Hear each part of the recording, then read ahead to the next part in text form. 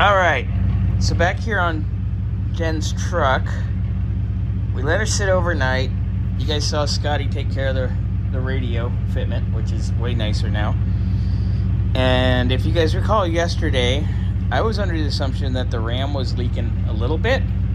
Yeah. Well, it sat facing the other direction. We didn't wipe that up yet out there, did we? No. I mean, what time did you pull it up? About 6? Yeah. About 6 this morning. We moved it about, what? It's not even 10 yet. But it dripped that much. And it was dripping out of the right rear of the housing of the liftgate. So, we come over here after we do-si-doed some cars. Did a little do-si-do. And we looked in, and Xander cleaned this yesterday. And now it's full of fluid again. And this is a little wet, but we cleaned that really nice. So,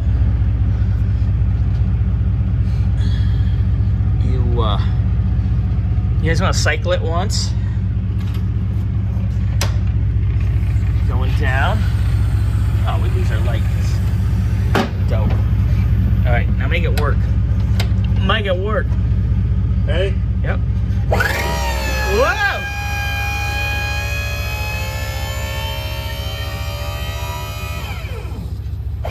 And just sitting here, it dripped.